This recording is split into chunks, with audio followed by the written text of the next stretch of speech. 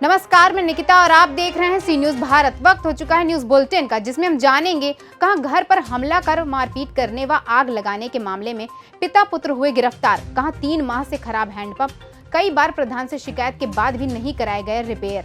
साथ ही जानेंगे कहां वोटर पर्ची लेने गई महिला को पति ने कहा 3 तलाक। ऐसी ही तमाम खबरों पर विस्तार से करते हैं चर्चा। बयाना कोतवाली पुलिस ने पड़ोसी के घर पर रात्रि को हमला कर मारपीट व घर में आग लगाने व तोड़फोड़ करने के मामले में आरोपी पिता पुत्र को गिरफ्तार कर पूछताछ शुरू की है।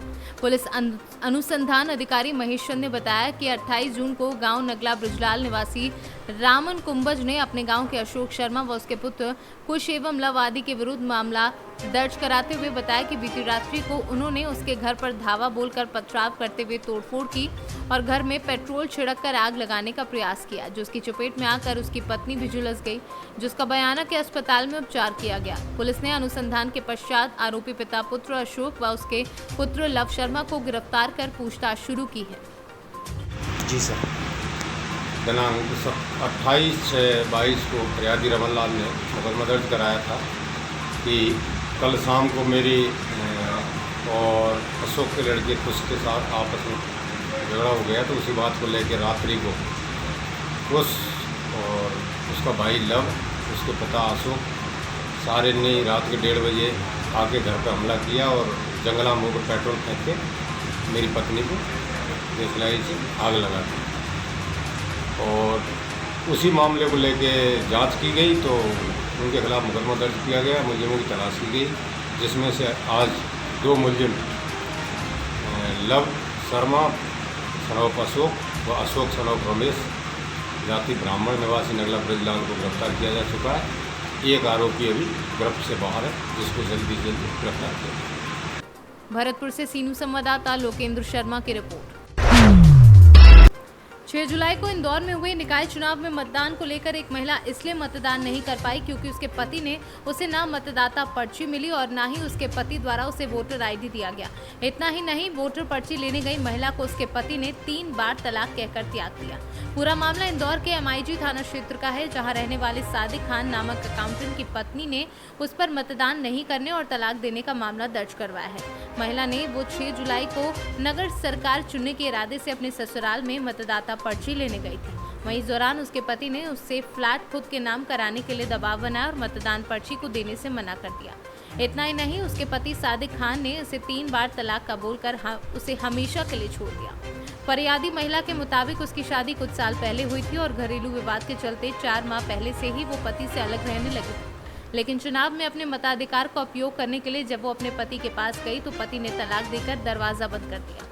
पूरे मामले की शिकायत पीड़िता ने पुलिस कमिश्नर को एक आवेदन देकर की है, जिसमें पूरे मामले की जांच पुलिस कर रही है। मैं शिकायत ये करने गई थी कि मैं BLO की पर्ची और मतदान कार्ड अपना लेने के लिए घर गई, क्योंकि मेरे पति ने 3-4 महीने से मुझे घर से निकाला हुआ है, तो मैं वोट देने के पर्पज से घर पर गई थी। 3 तलाक दे दिया क्या मैम? हाँ, तो उन्होंने दरवाजे पर ही कहा कि मैं पर्ची नहीं दूंगा और मैं तुम्हें 3 तलाक देता हूँ, और दरवाजे पर ही कह करके बाहर निकाल दिया। वोट डालने को लेकर दिया गया कि मतलब? नहीं, उन्होंने कहा कि पहले मेरे नाम पे ये फ्लैट करो, उसके बाद मैं पर्ची दूंगा। पर्ची कुछ नहीं मिलेगी जब तक कि आप यहाँ पर मेरे नाम नहीं कर दोगे फ्लैट, और मैं अभी के अभी तुमको 3 तलाक देता हूँ। और उन्होंने 3 बार कहा। MIG थाने क्षेत्र। वोट डालने दिया उनको आपने? नहीं सर, मैं वोट से वंचित रह गई। मैं नहीं डाल पाई वोट, क्योंकि मुझे ना तो BLO की पर्ची मिली और ना वोटर ID मिल पाया। जी, कब से चल रहा है ये आपका जो? अभी सर 3 से 4 महीने पहले उन्होंने घर से निकाला हुआ था। कुछ समय बाद फिर बच्चियों को भी घर से निकाला और उसकी भी मैंने शिकायत की थी कार्यालय में। लगता है वोट देने से वंचित हो गए? हाँ सर, वोट देने से वंचित रह गई, और साथ में उन्होंने 3 तलाक भी कहा मुझे दरवाजे पर ही, और मेरे मुँह पर दरवाजा बंद कर दिया कि आप जाओ वापस। कब शादी हुई थी? 2006 में सर, 15 मई 2006। क्या करते हैं पति का, क्या नाम है? Sir accountant. सामने आया एक महिला ने आवेदन दिया है कि MIG थाना क्षेत्र में वो रहती है और पति के पास उसकी मतदान की पर्ची थी, और उस मतदान की पर्ची को पति से देने के लिए मांगने के लिए वोट देने के लिए गई, और बार बार कहने के बाद भी नहीं दिया, तो उसका ये आरोप है कि पति ने उसे 3 तलाक दे दिया, 3 तलाक बोला। तो इस बात पर उसने शिकायत की है। उस मामले की जांच संबंधित थाना प्रभारी को सौंपी गई। यह MIG थाना क्षेत्र का मामला है। सर क्या कोई कार्रवाई की जाएगी आगे? इसमें तथ्यों का परीक्षण किया जा रहा है, उसमें उनके पारिवारिक विवाद और बाकी जो वैधानिक स्थिति होगी उसके अनुसार इसमें कार्रवाई कितने साल शादी को हो गए थे? 4-5 वर्ष इनको शादी को हो चुके हैं। इंदौर से सीनू संवाददाता सुरेश बैरागी की रिपोर्ट। जौनपुर के विकासखंड रामनगर क्षेत्र के सिरौली ग्राम पंचायत के आशादपुर दलित बस्ती में 3 माह से खराब हैंडपंप कई बार प्रधान से शिकायत के बाद भी जो अब तक नहीं रिपेयर कराया गया है। वहीं अब सवाल ये उठता है कि सरकार द्वारा पैसा दिए जाने के बाद भी जिम्मेदार लापरवाह क्यों बने पड़े हैं। नाम बताइए। अरविंद कुमार, गांव कौन सा है? आशापुर सिरौली। क्या समस्या है आपकी? नल खराब है सर 2-3 महीने से। अच्छा, इसकी शिकायत आप प्रधान जी से कहें? हाँ जी करें हैं, कितनी बार कहें हैं?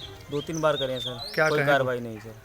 तो इस समय आप पानी कहाँ से पी रहे हैं? सर बगल के नल से पी। कितने परिवार हैं जो इस नल से पानी पीते थे? कम से कम 30-40 परिवार। ठीक। जौनपुर से सीनू संवाददाता सोनू गुप्ता की रिपोर्ट।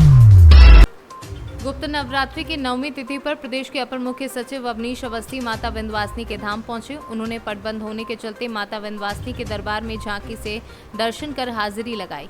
उन्होंने विंध्य कॉरिडोर के चल रहे निर्माण कार्य का निरीक्षण किया। मौके पर मौजूद विंध्याचल मंडलायुक्त योगेश्वर राम मिश्रा ने उन्हें कार्य के बारे में जानकारी दी। श्री अवस्थी ने अधिकारियों को कॉरिडोर निर्माण में तेजी लाने का निर्देश दिया तथा कार्य में लापरवाही बरते जाने पर कार्यवाही किए जाने की बात कही।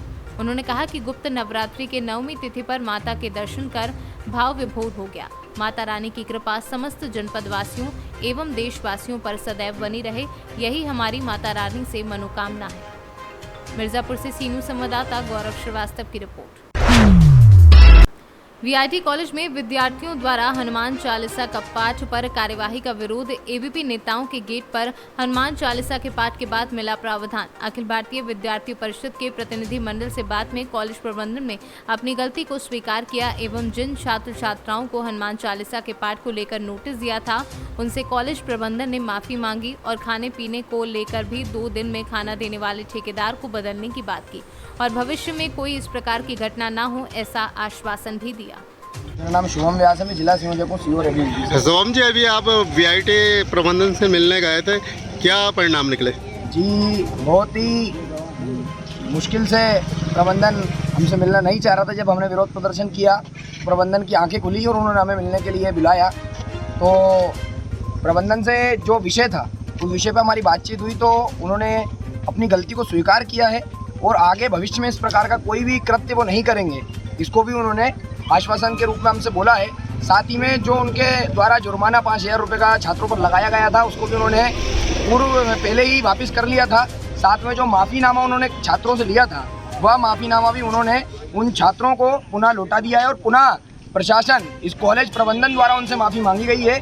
साथ में हमने उन्हें क्लियर स्पष्ट रूप में इस बात को चेताया कि आगे से विद्यार्थी परिषद या अन्य किसी भी छात्र संगठन का कार्यकर्ता या कोई भी सामाजिक कार्यकर्ता अगर आपसे मिलने के लिए आता है सामान्य रूप से, तो आप कभी भी इस प्रकार की नैसर्गिक हरकतें नहीं करें कि हम नहीं हैं या हम नहीं मिल पाते। असिस्टेंट डायरेक्टर उनके अंदर थे जिन्होंने हमसे मिले, जिन्होंने हमसे बात की, यही विषय हमने उनके सामने रखा। आगे से जो अन्य जो विषय और थे कि पीने योग्य पानी नहीं और खाने योग्य खाना यहाँ पर छात्रों को नहीं मिल रहा है, उस विषय पे भी हमने उनसे बोला है कि आप इसकी विस्तृत रूप से जांच करवाएं और जो भी जांच में सामने आए, आपने जिस भी ठेकेदार को इसका ठेका दिया है उस पर उचित रूप से कार्रवाई करें, अन्यथा विद्यार्थी परिषद आगे भी उग्र आंदोलन करने के लिए विवश होगी। पाराशर भोपाल महानगर मंत्री एवं राष्ट्रीय कार्यकारिणी सदस्य।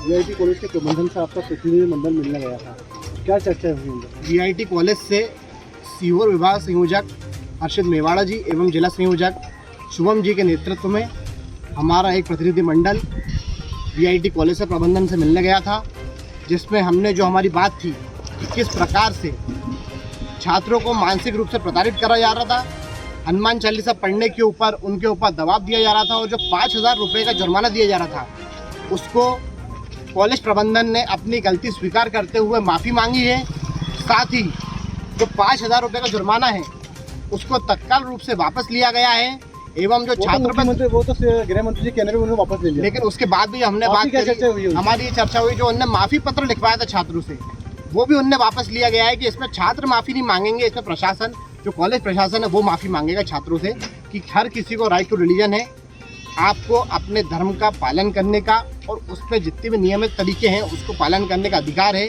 जब छात्र कॉलेज में, हॉस्टल में, रूम में हनुमान चालीसा पढ़ रहे हैं तो मुझे नहीं लगता उनने कोई गलत कृत्य करा है। इसको लेके प्रशासन ने अपनी गलती स्वीकार करी है और छात्रों से एवं हमसे जब हमारा प्रतिनिधि मंडल मिला उन्होंने माना कि हनुमान चालीसा का पाठ हुआ, हमने नोटिस जारी किया था। जी बिल्कुल, उन्होंने माना है कि हनुमान चालीसा का पाठ हुआ, तो उन्होंने हमसे परमिशन नहीं ली, इसलिए हमने नोटिस जारी करा।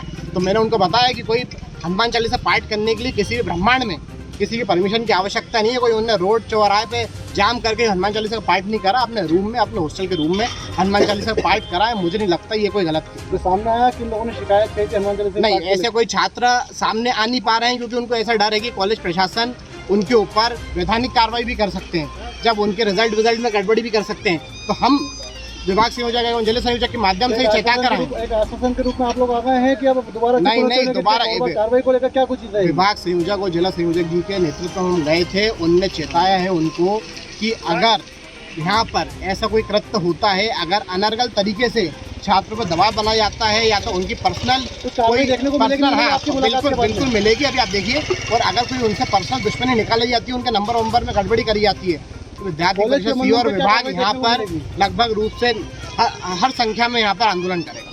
कॉलेज प्रबंधन को कार्रवाई देखने को मिलेगी? कॉलेज प्रबंधन ने कार्रवाई करी थी तत्काल रूप से, उनने हमसे माफी मांगी, उन छात्रों से माफी मांगी। वो जो छात्रों से माफी पत्र लिखवा रहे थे उन्होंने तत्काल मना कर दिया कि आप हमसे माफी मत मांगिए, हम आपसे माफी मांगते हैं। आगामी सीहोर से सीनू संवाददाता चंद्र सिंह बागवान की रिपोर्ट। आजमगढ़ पुलिस अधीक्षक अनुराग आर्य द्वारा कार्यवाही फरीहा चौकी इंचार्ज व आरक्षी को निलंबित किया गया है। पुलिस अधीक्षक अनुराग आर्य ने प्रेस वार्ता कर पूरी जानकारी दी। जन सुनवाई में एक महिला महकमा से उपस्थित थी, उनके द्वारा बताया गया कि उनकी बच्ची जो घर से कहीं चली गई थी और कुछ पैसा लेके और मोबाइल लेके गई थी, उसको पुलिस के द्वारा ढूंढ के उनको सुपुर्द किया गया। ये थाना क्षेत्र गंभीरपुर की रहने वाली है। चौकी फरिया क्षेत्र में, जो निजामाबाद थाना क्षेत्र में पड़ता है, वहाँ ये लड़की मिली थी। सुपुर्दगी के टाइम मोबाइल तो दिया गया, लेकिन जो पैसे बच्ची घर से लेकर निकली थी वो वापस नहीं किए गए। इस संबंध में एसपी ट्रैफिक के द्वारा इस पूरे प्रकरण की जांच कराई गई। इस प्रकरण में चौकी इंचार्ज ज्ञान प्रकाश और आरक्षी सौरभ, ये दोनों दोषी पाए गए। जो बच्ची पैसे घर से लेकर गई थी वो वापस नहीं किए गए थे। इसके संबंध में ये दोषी पाए गए, दोनों को मेरे द्वारा निलंबित किया गया। इस प्रकरण में कुछ चौकी के अन्य सिपाही भी मौके पर गए थे, जिनका दोष निर्धारण इसमें नहीं हुआ है। पूरे प्रकरण में जो चौकी के नियुक्त कर्मचारी हैं उनकी असंवेदनशीलता परिलक्षित हुई है। इनको विशेष प्रशिक्षण की पुलिस लाइन में आवश्यकता है। महिला एवं बालिका संबंधी प्रकरणों में पुलिस को अतिरिक्त संवेदनशीलता दिखाते हुए और जो वादी पक्ष है, जो सूचनाकर्ता पक्ष है, उसके साथ सहानुभूति दिखानी चाहिए, ना कि इस प्रकार की कोई लापरवाही बरते। इस पूरे प्रकरण में जो चौकी में नियुक्त कर्मचारी हैं, 15 कर्मचारी चौकी में नियुक्त हैं, उनको विशेष प्रशिक्षण के लिए महिला तथा बालिकाओं के संबंध में जो प्रकरण आते हैं उनको विशेष प्रशिक्षण के लिए पुलिस लाइन स्थानांतरित किया गया है। पुलिस लाइन से 15 कर्मचारियों को पुलिस चौकी पर नियुक्त किया गया है, ताकि चौकी में किसी प्रकार की कोई जन समस्याएं का निराकरण किया जा सके। कितना पैसा था इसके लिए नहीं बताया? जांच में जो आवेदिका है उन्होंने कुछ अलग रकम बताई है, लेकिन लगभग 2-2.5 हज़ार के आसपास की रकम थी जो इस बच्ची अपने साथ लेके गई थी और जो वापस इसके परिजनों को नहीं दी गई। आजमगढ़ से सीनू संवाददाता सीबी भास्कर की रिपोर्ट। जनपद फिरोजाबाद की थाना रामगढ़ पुलिस की निष्क्रियता की वजह से एक बार फिर एक घर में घर की कुंडी काटकर लाखों रुपए की चोरी को अंजाम दिया गया है। बताते चले कि इस तरह कुंडी काटकर चोरी की घटना पहले भी 2 घरों में हो चुकी है, लेकिन रामगढ़ पुलिस ने आज तक किसी का भी खुलासा नहीं किया है। क्या नाम है तुम्हारा? क्या क्या सामान गया, कैसे चोरी हुई है बताओ।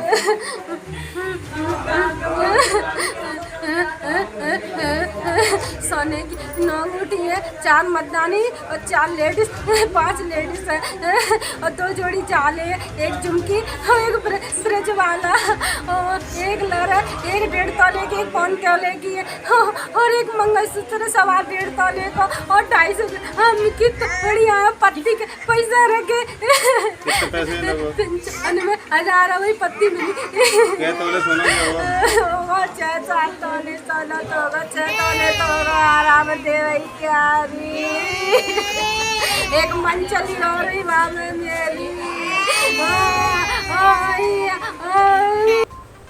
फिरोजाबाद से सीनू संवाददाता फरमान बबलू की रिपोर्ट। जनपद के भोगनीपुर तहसील के मूसानगर क्षेत्र का भ्रमण कर बाढ़ प्रभावित इलाकों का निरीक्षण किया। जिलाधिकारी नेहा जैन ने भोगनीपुर तहसील क्षेत्र के उन क्षेत्रों का दौरा किया जहां पर ज्यादा बाढ़ की संभावना होती है। इसी क्रम में उन्होंने सर्वप्रथम यमुना नदी और सेंगुर नदी संगम क्षेत्र का दौरा किया। उप जिलाधिकारी भोगनीपुर को निर्देशित किया कि यहां पर अधिक बाढ़ की संभावनाएं बनी रहती हैं, इसलिए इस क्षेत्र में सभी आवश्यक प्रबंध कर लिए जाएं ताकि यहां के नागरिकों को किसी प्रकार की कोई असुविधा न हो। उन्होंने प्राथमिक विद्यालय तथा उच्च प्राथमिक विद्यालय ग्राम मुसरिया का औचक निरीक्षण किया और स्कूल में बच्चों से जानकारी ली। कानपुर देहात से सीनू संवाददाता अशोक देवा की रिपोर्ट। मोतिहारी में पुलिस की निष्क्रियता का परिणाम है कोटपा जसौली पट्टी डबल मर्डर कांड। पुलिस एक्टिव होती तो इस तरह की वारदात कदापि संभव नहीं होती। इलाके में बेलगाम हो चले बदमाशों में तनिक भी पुलिस का खौफ नहीं है। डबल मर्डर के शिकार पीड़ित परिवार से मिलने पहुंचे पूर्व मंत्री डॉक्टर महाचंद्र प्रसाद सिंह ने उक्त बातें कही। रिटायर्ड शिक्षक के 2 पुत्र की हत्या के बाद पीड़ित परिवार से मिलने पहुंचे श्री सिंह ने परिवार को न्याय दिलाने का भरोसा दिया है। वहीं कहा कि इस दौरे हत्या के लिए पुलिस प्रशासन जिम्मेदार है। आंसू आता है, कोई देखने वाला नहीं है, तो बच्चे को आगे उसका क्या होगा निश्चित इस संबंध में भी हम विचार करेंगे। इस मामले में वरीय किसी पदाधिकारी से बातचीत हुई है? मैं अभी तो लगातार टेलीफोन में लगाने का प्रयास किया हूँ। होम कमिश्नर को भी लगाया हूँ, डीजी को भी लगाया हूँ, एसपी को भी लगाया हूँ, लेकिन डीएसपी संबंधित डीएसपी से बात हमारी हुई है। उनको मैंने सारी बात बताया है और इतना तक कह दिया हूँ कि पुलिस निष्क्रिय है, ये पूरे इलाके के लोग महसूस कर रहा है। पुलिस की भूमिका नगण्य है। यदि वो पहले बारी घटना में पुलिस थोड़ी सक्रिय हो गई होती तो ये नौजवान का जान नहीं जाता। मनोबल बढ़ा है और मनोबल पुलिस के निष्क्रियता के कारण मनोबल बढ़ा। ये हमारा सीधा आरोप है। ये गंभीरता को सरकार को लेना चाहिए और उस बच्चे के पालन पोषण के लिए सरकार को निश्चित उससे उसका वो मैं तो कहता हूँ कि ये उसकी पढ़ाई की पूरी व्यवस्था सरकार को करना चाहिए। सरकार को मुआवजा देना चाहिए। सरकार की पूरी जवाबदेही है, जान माल की रक्षा करना सरकार की जवाबदेही है। इस सुबह सैकड़ों लोगों के बीच सरकार जान की रक्षा नहीं कर सकती, इसलिए सरकार की जवाबदेही बनती है कि पूरे परिवार को आगे पढ़ाई लिखाई और अन्य काम के लिए सरकार को मदद करना चाहिए और मुआवजा की राशि पर्याप्त देना चाहिए। मोतिहारी से सीनू संवाददाता अमित कुमार के साथ दीपक कुमार पांडे की रिपोर्ट। प्रयागराज के उत्तराव थाना क्षेत्र के बबुआपुर गांव में दबंगों ने पुश्तैनी रास्ते पर अतिक्रमण कर लोगों का आवागमन रोक दिया है।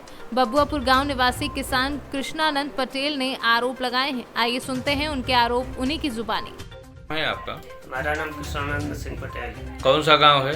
ग्राम बबुआपुर, पोस्ट जलालपुर, थाना उत्तराव, तहसील हटिया। क्या समस्या है आपकी? समस्या ये है सर कि हमारी ये राम केदार अमृतलाल लाल बहादुर के द्वारे से आज से नहीं 50 वर्ष पहले से पुरानी पूरे गांव की रास्ता है और ये अम्बेडकर ग्राम सभा की सड़क बनते समय इन लोगों ने कहा था कि ये सड़क पास होगी, सड़क मिलेगा। तो हम लोगों ने अपना गुरु का घर बनाए थे, उसको गिरा कर आरसीसी का रास्ता पास कराया। उसके बाद बनने के बाद इन लोगों ने कहीं नहीं से आवाजाही जो है कि रास्ता बंद ना हो तो हम लोग को खुला रहे। आज 1 हफ्ते हो गया इन लोगों ने रास्ता को बंद कर दिया, अमृतलाल सर और राम केदार। अच्छा, तो आने जाने नहीं दे रहे हैं? आने जाने नहीं दे रहे सर। उसमें गड्ढा है, पानी कितना भर लगा हुआ है, बच्चे गिर जा रहे हैं। इसकी शिकायत कहाँ की है? इसकी शिकायत मैंने पहले एप्लीकेशन लिखा के हटिया ले गए। हटिया से जो है मोहर लगा के दिए, ले जाओ थाने पे ले जाके दिए। कोई पुलिस या दरोगा भी नहीं आया। उसके बाद रात में गिर जाने के बाद गाली गलौज हुआ तो 100 नंबर आई थी, 100 नंबर भी कुछ नहीं किया। प्रयागराज से सीनू संवाददाता रणविजय सिंह यादव की रिपोर्ट। बदायूं के थाना मूसाझाक क्षेत्र के किस्रुआ गांव के पास से डीसीएम ने बाइक सवार को टक्कर मार दी। टक्कर लगने से युवक गंभीर रूप से घायल हो गया है। घायल युवक को जिला अस्पताल लाते समय रास्ते में उसकी मौत हो गई है। वहीं परिवार में कोहराम मचा है। बदायूं से सीनू संवाददाता ओमवीर सिंह राठौर की रिपोर्ट। शिकोहाबाद आवास विकास कॉलोनी में स्थित major Ramveer Singh ITI college में रोजगार मेले का आयोजन किया गया, जिसमें 155 छात्रों को रोजगार मिला। वहीं इस अवसर पर उपस्थित लोगों के नाम कुछ इस प्रकार रहे। निर्देशक इंजीनियर राम नरेश यादव, प्रबंधक प्रताप सिंह, प्रधानाचार्य रुपेंद्र सिंह यादव व अन्य लोग उपस्थित रहे। तो आज कितने बच्चे सिलेक्टेड हुए आपके? आज जैसे हमारे major Ramveer Singh private ITI में रोजगार मेले का आयोजन किया गया। इस मेले में लगभग 200 छात्र छात्राओं ने भाग लिया, जिसमें से 150 छात्र छात्राओं को जो प्रशिक्षण प्राप्त हैं और कुछ प्रशिक्षण ले रहे हैं, उनको इंटर्नशिप के तौर पे 12वीं के बेस पे डिक्सन कंपनी है नोएडा की, देहरादून और नोएडा में उनकी असेंबली फैक्ट्रियां हैं उनकी, उसके लिए बजाज कंपनी की तरफ से ऐसे 2 कंपनियों की तरफ से गैस जो कंसल्टेंट हैं उनकी तरफ से एक सर्विस दी गई है हमारे कॉलेज के लिए, और उन्होंने सेलेक्ट किए हैं बच्चे। और इनका भी हम जो वहाँ के मैनेजिंग जो स्टाफ है उन्होंने जिनको भेजा है, इनका भी हम आभार व्यक्त करते हैं। उन्होंने हमारे बच्चों को सेलेक्ट किया, उन्होंने जो खूबियाँ बताई हैं हमारे बच्चों के लिए, उनका भी हम धन्यवाद करते हैं। और इससे हमें प्रेरणा भी मिलती है, आगे जो हमारे बच्चे हैं उनको हमें इसी तरह प्रशिक्षण देते रहें, दिलवाते रहें और आगे ये अपने रोज़गार प्राप्त करते रहें। कंपनी से हूँ, रुद्रपुर से। हम लोग यहाँ पे कैंपस करने के लिए आए हुए थे। ITI कॉलेज है ये हमारा, major Ramveer Singh ITI college में हम लोग कैंपस के लिए आए हुए हैं। यहाँ के काफ़ी सारे बच्चे काफ़ी अच्छे भी हैं और बैनर्स भी काफ़ी अच्छा है, बातचीत करने का तरीका बहुत अच्छा लगा। कॉलेज स्टाफ यहाँ का बहुत कोऑपरेटिव है, सब लोग बहुत अच्छे हैं और managing director sir, owner sir हैं, वो भी काफ़ी अच्छे हैं यहाँ पे। तो ऑलमोस्ट हमें सारी चीज़ें कैंपस करने में बहुत अच्छा लगा यहाँ पे। और जितने भी बच्चे हमारे पास आए थे उसमें टोटल मिला के 150 के अप्रॉक्स हमारे कैंडिडेट सिलेक्ट हुए हैं यहाँ पे। डिक्सन कंपनी के लिए, बैच कंपनी के लिए हम लोगों ने यहाँ पे हायरिंग करी है। एक मैन्युफैक्चरिंग कंपनी है ये नोएडा के लिए। तो सारे बच्चे मोस्टली जो इंटरेस्टेड हैं वो नोएडा कंपनी के लिए इंटरेस्टेड हैं। बाकी के 2 से 3 दिन बाद हमारी कंपनी कॉल्स आएंगी, जो भी कैंडिडेट जाना चाहता है, इंटरेस्टेड है ज्वाइनिंग के लिए, तो मोस्ट वेलकम है उनके। Thank you so much. से यहाँ पर मैं डिक्सन कंपनी के लिए प्लेसमेंट के लिए आया था। हमारा टारगेट था 300 बच्चे का, बट हमको यहाँ पे 150 करीब बच्चे मिले हैं। सारे बच्चे वेल एजुकेटेड हैं, सारे बच्चे हमने सिलेक्ट करे हैं। 3 से 4 दिन के बीच में हम इनको एक डेट देंगे, जिनमें इनका नोएडा प्लस देहरादून के लिए हमारे पास 2 लोकेशन है, जहाँ पर जो बच्चा जाना चाहेगा हम उस बच्चे को उस लोकेशन के लिए प्रोवाइड कराएंगे। फिरोजाबाद से सी न्यूज़ संवाददाता सन्नीश कुमार गुप्ता की रिपोर्ट। फिरोजाबाद के थाना रामगढ़ पुलिस द्वारा हरियाणा राज्य से अवैध शराब से तस्करी कर गाड़ी में लाई जा रही 200 लीटर नाजायज अंग्रेजी शराब सहित एक अभियुक्त को गिरफ्तार किया गया है। ये थाना रामगढ़ पुलिस को कल एक सूचना मिली थी मुखबिर के द्वारा अवैध शराब को ले जाने की। उस सूचना पर तत्काल ही कार्य करते हुए हमने ये आगरा जाने वाले रोड की ओर से एक गाड़ी को बरामद किया, जिसमें अवैध शराब 11 पेटी अवैध शराब हरियाणा की ले जाई जा रही थी। गाड़ी को, वाहन को और तथा चलाने वाले को कब्जे में लिया गया है, उससे पूछताछ की जा रही है, उसके अनुसार अग्रिम विधिक कार्रवाई संपादित की जा रही है। फिरोजाबाद से सी न्यूज़ संवाददाता सन्नीश कुमार गुप्ता की रिपोर्ट। नर्मदा जिले के मुख्य मथक राजपीपला की अंबुबाई पुरानी हाई स्कूल के पास सांसद सभ्य मनसुख भाई वसावा के हस्ते केंद्रीय ग्रामीण मंत्रालय और गुजरात के ग्राम विकास विभाग के संयुक्त उपक्रम में 7 दिवसीय सखी मेला और वंदे गुजरात प्रदर्शन का शुभारंभ किया गया, जहां पर विविध सचिव मंडल के 36 और विविध विभागों के 14 सहित कुल 50 जितने स्टॉल्स बनाए गए, जिसमें सांसद मनसुख भाई वसावा ने विविध स्टॉल की मुलाकात ली थी। बीट वर्षની તાલીમ આપું છું। પહેલાં મેં EDI દ્વારા તાલીમ લીધી છે, જે ગાંધીનગર દ્વારા મને આપવામાં આવી હતી અને એમાં 3 દિવસની તાલીમ હતી। એ તાલીમ શીખવાનું મને ઘણો આનંદ થયો હતો અને એ તાલીમ લીધા બાદ મેં બીજી 30 બહેનોને તાલીમ આપી છે રાખડી બનાવવાની। હવે એ 30 બહેનોએ જે રાખડી બનાવી છે તે તમારી સમક્ષ અહીંયા છે। અહીંયા જે અમે સ્ટોર મળ્યો છે હસ્તકલા સેતુ દ્વારા આપવામાં આવેલો છે અને એ જ રીતે અમને એકતા મોલમાં પણ એક સ્ટોલ આપવામાં આવેલો છે, જેમાં અમે રાખડી અને એની સાથે બીજી ઘણી બધી પ્રોડક્ટ પણ સેલ કરીએ છીએ।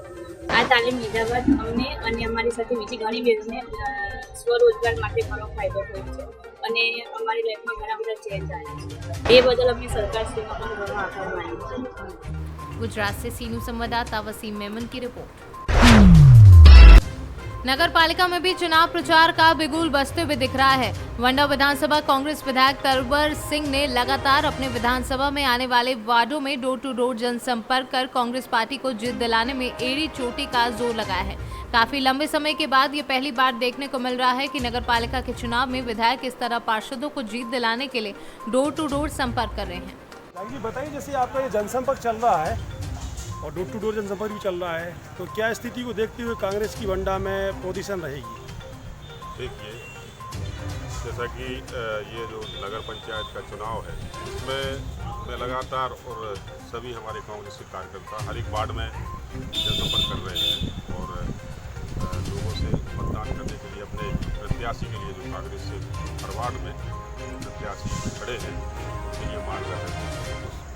अच्छा मतलब आशीर्वाद प्राप्त हो रहा है। सबसे बड़ी बात यह है कि जो आज महंगाई, बेरोजगारी और सबसे बड़ी बात भ्रष्टाचार, नगर पंचायत जो भी नगर में शहर में जो भी जैसे आवास दिए गए, अभी तक हमारे बंडा में लगातार 3-5 वर्ष से भारतीय जनता पार्टी का अध्यक्ष बनता आ रहा है और 18 वर्ष हो गए, अभी तक कोई पेयजल की हमारे बंडा के लिए व्यवस्था नहीं कराई गई। और भी बहुत सी ऐसी चीज़ें हैं, शहर में सीसी रोड नहीं है, नालियों की व्यवस्था नहीं है, गंदगी पूरे शहर में है।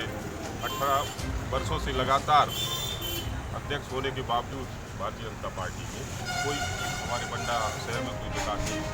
वही चीज़ को लेकर हमारे शहर की जनता अब की बार परिवर्तन करेगी और कांग्रेस के पार्षद भी आएंगे उधर। सागर से सीनू संवाददाता चंद्रेश यादव की रिपोर्ट। फिलहाल के लिए इस न्यूज बुलेटिन में बस इतना ही। देश और दुनिया की तमाम खबरों के लिए देखते रहिए सी न्यूज भारत।